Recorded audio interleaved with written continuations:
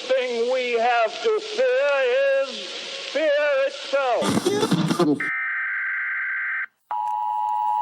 The National Weather Service has issued a severe thunderstorm warning. Welcome to the Common Sense Practical Prepper Podcast, where prepping doesn't have to be complicated or expensive. Coming to you from a well-defended off-grid compound high in the mountains. Coming to you from his Florida room in Richmond, Virginia. Neither off-grid nor well-defended, unless you count his chickens and cats. Here is your host, Keith. Hey all, this is Keith and welcome back to the Common Sense Practical Prepper Podcast, December 13th, 2025. Sunday night and Monday night here in Central Virginia and most of the Eastern Seaboard is going to get hit with some very cold weather. We're looking at 10 to 12 degrees for a low Sunday and Monday. So I've got a few things I need to do around the house. The chickens have been inside at night in the garage. Usually when it gets down to about 20 or so, I'll bring them in, especially Blossom, one of my blue Azures. She decided to molt about a month ago, and she hardly has any feathers, the poor thing. So her and the Golden Comets are in like a little dog pen in the garage, and they're loving life because it gets down to about 40, 45 degrees in the garage. Really worried about these temps getting down into the 10s and the 15s. Make sure I've got some water running, make sure I check the crawl space and the foundation vents to make sure they're all closed up. My heat pump, usually when it gets below 20 degrees, the heat pump will not catch up. So that's just going to be a waste of energy. But that's what hoodies and pajamas and thick socks are for. All right, let's talk a little bit about bartering in the sense of, I've spoken about silver several times as far as a bartering item. Well, Friday, silver hit $65.02 per ounce briefly and then retreated a little bit. I believe it ended up stopping about $61 and some change. Again, still priced itself out of my price range, out of my budget. So silver is not something that I am going to be bartering with anytime soon. So I'm looking at some other options, very basic options, nothing too crazy. And again, when we talk about bartering, it's what you have that somebody wants or vice versa. I cannot say that a gallon of gas is worth 5 freeze-dried backpacking meals. Again, it's entirely up to what you have and what they want and vice versa. So there's no clear price, in a sense, of what things might cost. Different people in different situations. Okay, let's go through 15. Number 1, coffee. Whole bean coffee or instant coffee. They have freeze-dried instant coffee. Isn't that like Folgers or Taster's Choice? But you can do that. You can take your coffee and freeze-dry it just to get what little moisture out of it there might be, if any, and then go ahead and put it in Mylar bags and vacuum seal it into little blocks. I think when push comes to shove, you might be able to get a pretty good price barter-wise for a pound of coffee. Number 2, tobacco. Rolling pouches, cigarillos. Again, I don't smoke, don't know a whole lot about that, but something to consider.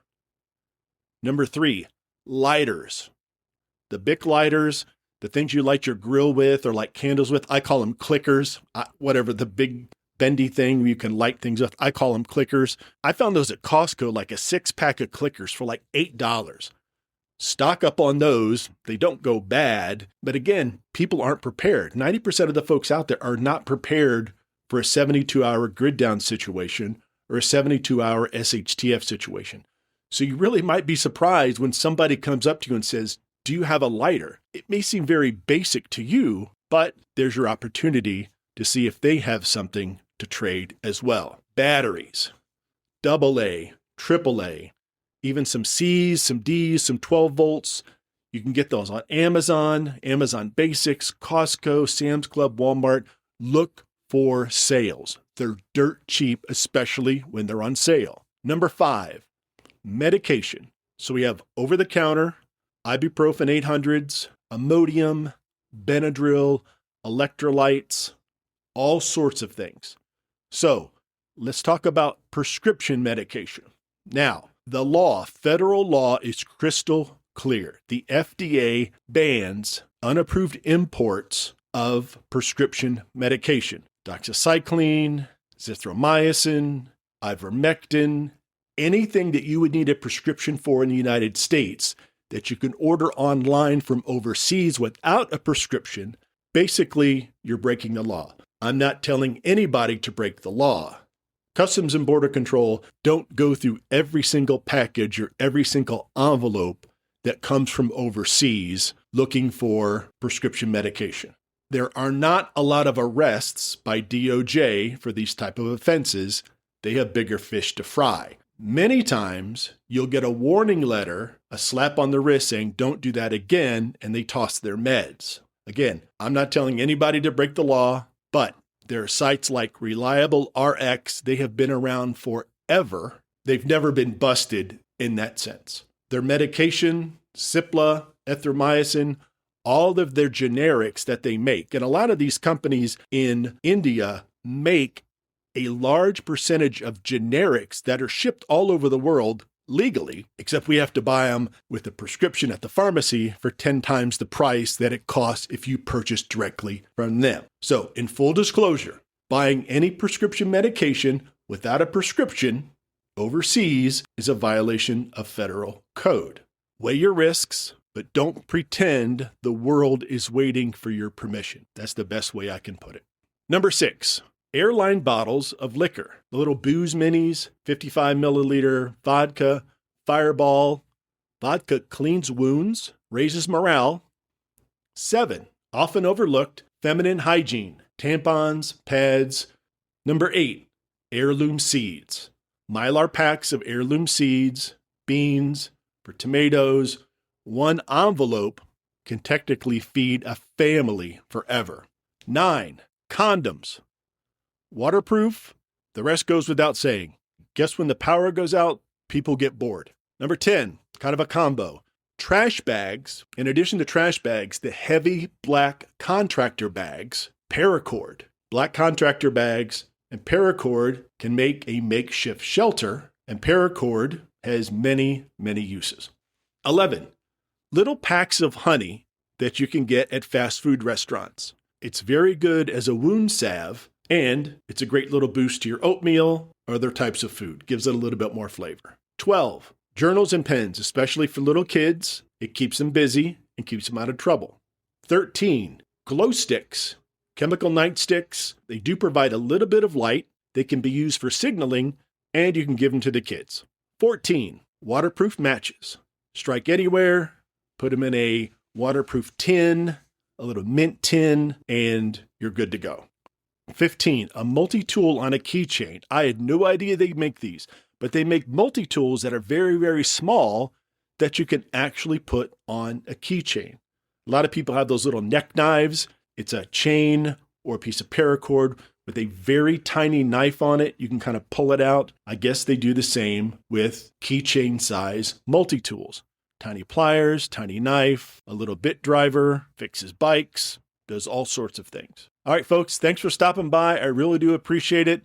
Again, I was thinking about silver, and I'm thinking about other options that we have for bartering. Now, these are physical swaps. So this is medication for a gallon of gas. This is a ferro rod and a couple clickers for some freeze-dried meals. I've spoken about skills before. Skills are priceless. If you know how to sew, you're a handyman, small engine repair, you can work on a generator, work on a mower, patch a roof, carpentry, anything like that goes well above and beyond what you can barter physical items with. If someone has a hole in the roof or somebody's generator will not start and you know how to fix the generator, again, you could probably just name your price, but be respectful. Don't be greedy, because you never know when the tables are turned. You have to go to that person and there's something that you need that they have. Don't be a jackass about it, because if you have to go back to them, they're going to remember that you were a douchebag and they're either not going to barter with you or the price is going to go absolutely through the roof. All right, folks, I appreciate everybody stopping by. Thank you so much. If you're here on the East Coast, Don't forget your flannel jammies because it's going to get cold. All right, folks, as always, be careful out there, take care of one another, and until next time. Thanks for listening to the Common Sense Practical Prepper Podcast. Be sure to subscribe so you don't miss an episode. While you're at it, help spread the word by leaving a rating and review.